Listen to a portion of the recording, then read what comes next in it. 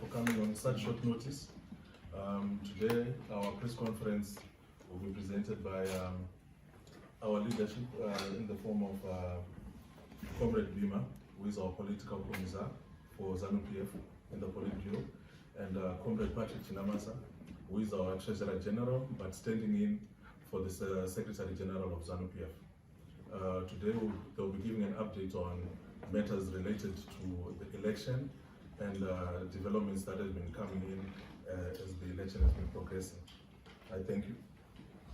Good evening, members of the press, and I want to thank you very much for coming to our press conference, the first ever since the harmonized elections. There was voting from Wednesday. Thank you very much for coming. As all of you are aware, the voting has been conducted in an exceptionally peaceful environment. I think we can all testify to the fact that the voting was conducted in peaceful conditions. And this is despite provocations from some quarters. And I want to take this opportunity in the first instance to thank the electorate for heeding to the call of our president to conduct the elections in a peaceful manner, and also not to respond to provocations from opposition quarters, as you all know was the case throughout the campaign and throughout the voting process.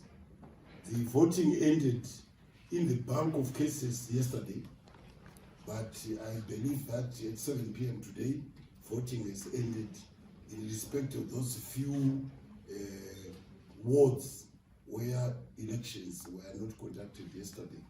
I think these wards were mainly in Harare and in Manicaland provinces. So, but I want to thank the electorate for meeting the call of our president to conduct the elections in peaceful conditions.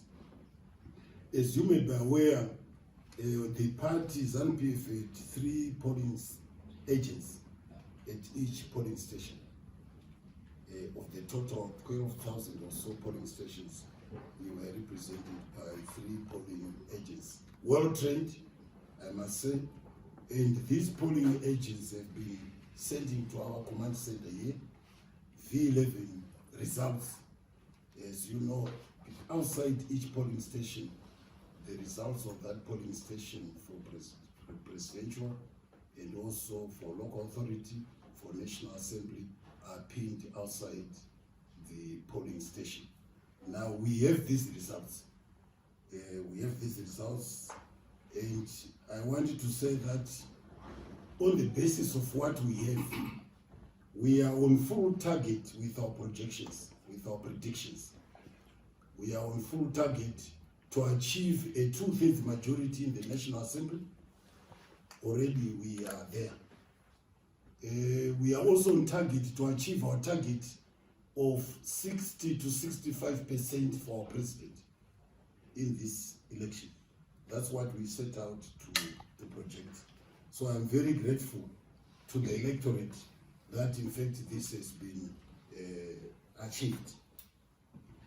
The electorate, the population, the public is advised strongly not to listen to the rantings of Chamisa. We all are privy to what has been said, basically seeking to disturb the peace that has characterized the conduct of these elections. He has been claiming that he won. That is a lie, a falsehood that is perpetrating. He has also been saying that he will not accept the results. He can be entitled to this opinion. What is important is what SEC is announced. He has also been, clearly he is a stranger to facts. I don't think he knows what the effect is. He's daydreaming. The results we have, apart from what we have received from the polling agents, as you know, ZEC is also announcing the National Assembly results, and we've got those results as well. And they are tallying with what our polling agents have given us.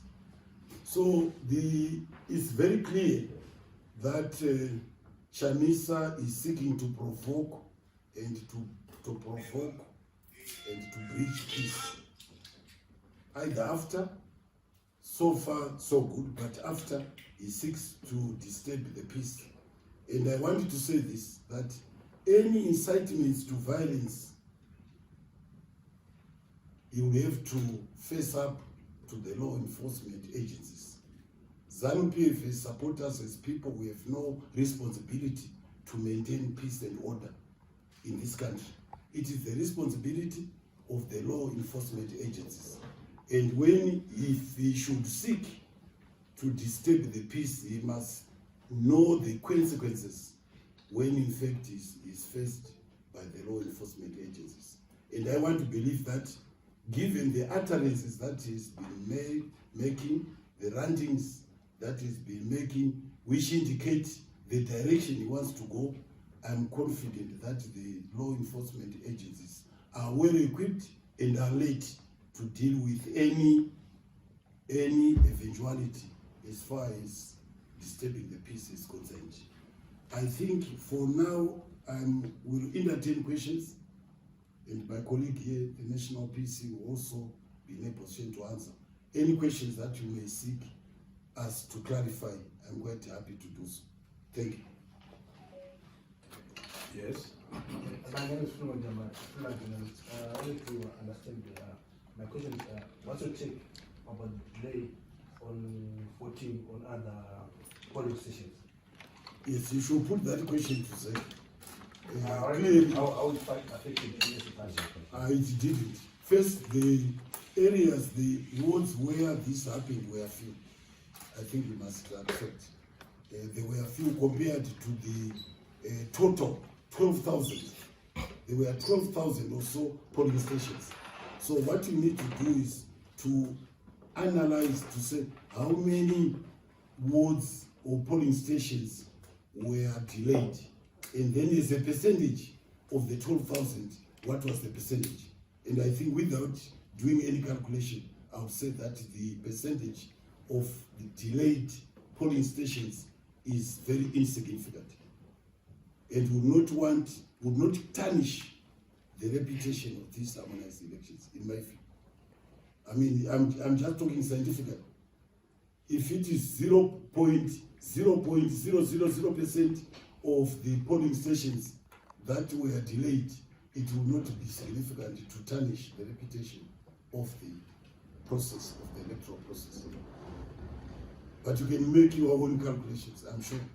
When you go back, you can make your own calculations. The polling stations are known, and the existing polling stations are known. Just check that as a percentage. What does it mean?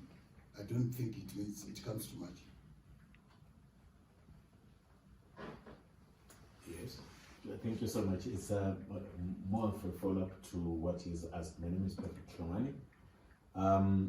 There are members that Zanu-PF colluded with the Zimbabwe Electoral Commission to delay mostly voting in urban centers, which urban centers Zanu-PF knew is a stronghold of the opposition CCC.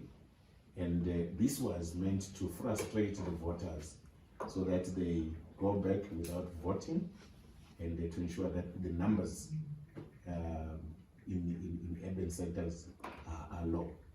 Those members are rubbish, you know that.